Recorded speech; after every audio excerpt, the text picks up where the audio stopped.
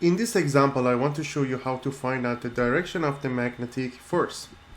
A single negatively charged particle with a charge of negative 1.6 times 10 to the power of negative 19 coulomb is traveling horizontally from left to right across the computer screen and perpendicular to a magnetic field B that runs vertically down the screen. In what direction will the force experienced by the charge act?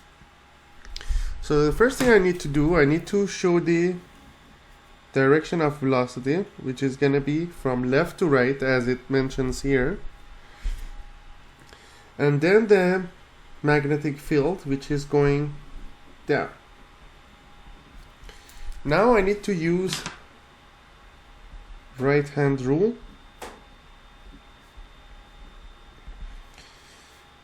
Thumb is going to show the velocity direction.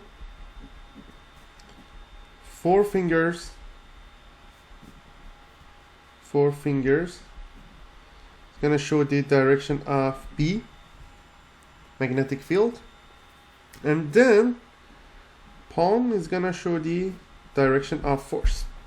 So if you have thumb in this way and B is going to be the four fingers, then we can say force is going to go into the page. But that's for positively charged particle. For a negatively charged particle, you need to make it the other way around. Since it's going into the page, the force for negatively charged particle is going to go out of the page. So it is going to be like that. Or for negatively charged particle, you can use left hand side. So you use left hand rule instead of right hand rule. Thumb going toward velocity, four fingers to B, and the palm shows the force. But if you use your right hand, you need to make it the opposite way.